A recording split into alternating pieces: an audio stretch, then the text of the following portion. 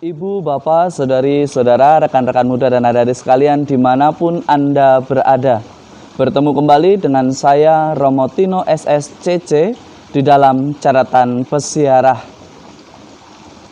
Tuhan tidak pernah menghitung kesalahan kita ketika kita mau melakukan pertobatan dan berbalik dari perbuatan jahat menjadi keperbuatan yang baik dan menerima undangan Tuhan untuk hidup di dalam kebenaran dan kemuliaan. Sebelum kita mulai permenungan dari catatan peziarah, marilah kita membuat tanda kemenangan Kristus. Dalam nama Bapa dan Putera dan Roh Kudus. Amin. Ya Allah, Engkau telah mengundang kami untuk ikut serta dalam perjamuan kudus-Mu, baik yang di dunia ini maupun kelak di surga.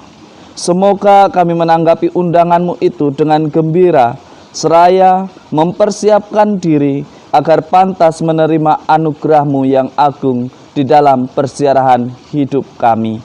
Demi Kristus pengantara kami. Amin. Ibu, bapak, saudari, saudara, rekan-rekan muda dan adik-adik sekalian dimanapun Anda berada, selamat hari Minggu. Tuhan memberkati kita semua.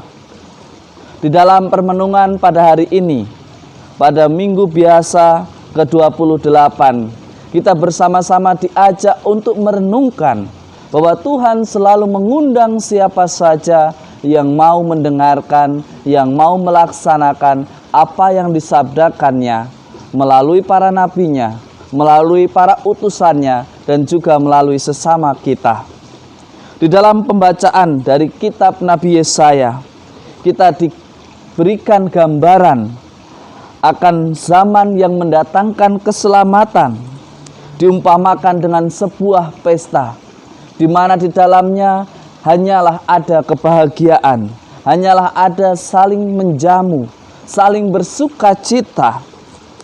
Orang akan mengalami kebahagiaan yang sejati, dan semua orang diundang untuk bergabung di dalamnya. Segala kepedihan dan derita yang dialami akan menjadi sukacita di dalam pesta itu. Yesaya mau menggambarkan bahwa kebahagiaan surgawi, perjamuan surgawi, ialah sesuatu yang membebaskan kita dari duka dan derita. Dan undangan itu ditujukan kepada siapa saja yang mengaku diri sebagai orang beriman. Tentu kita mestinya menjadi sadar, apakah di dalam persiaran hidup kita sudah selalu menerima undangan Tuhan, ataukah kita menanyakan, Tuhan tidak mengundang secara langsung. Kapan Tuhan mengundang saya? Atau kapan Tuhan menitipkan undangan itu? Apakah kita mau diundang secara langsung saat ini? Berarti kita harus sudah siap mengakhiri persiaran hidup kita di dunia. Paulus mengingatkan kita karena ia begitu peduli kepada jemaat Filipi dan juga kita semua. Dia mengingatkan bahwa derita dalam penjara sungguh membuat ia semakin bangga, karena di dalam derita itu ia menemukan rahmat Allah yang begitu istimewa. Ia membagikan pengalaman hidupnya kepada jemaat di Filipi dan juga kepada kita semua. Paulus meyakini bahwa Allah senantiasa memperhatikan umatnya, selalu setia menunggu umatnya datang.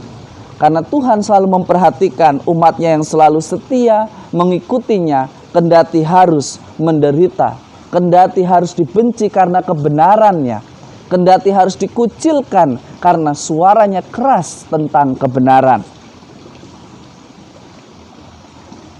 Saudara-saudariku yang terkasih di dalam Yesus Kristus, di dalam Injil juga mengucapkan atau mengungkapkan hal yang senada, bahwa kerajaan Allah itu bagaikan pesta yang penuh dengan kedamaian. Ketika kita diundang tidak mau, maka Tuhan pun menunggu mereka yang mau untuk memperbaiki dirinya. Ajakannya atau permenungannya apa?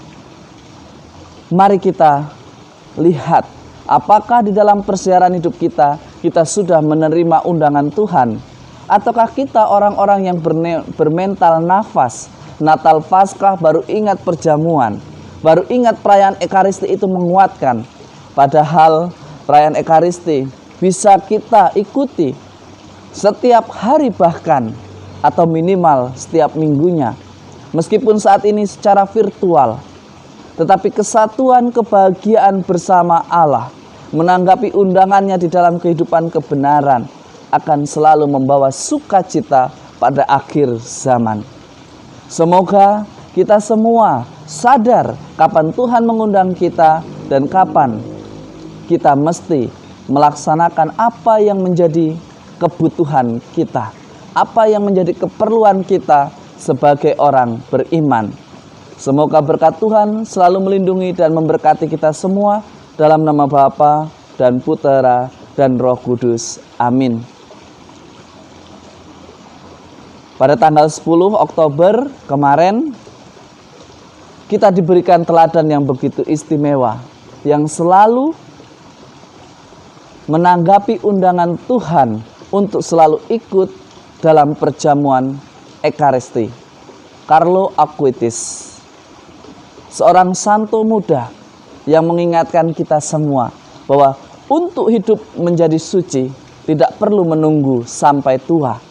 Karena kita pun bisa mulai saat ini, hari ini, dengan menanggapi panggilan Tuhan, undangan Tuhan untuk mewartakan kebenaran, untuk mentaati apa yang Ia sabdakan. Selamat beraktivitas, semoga hari ini kita semua menjadi berkat bagi sesama dan juga hidup kita. Amin.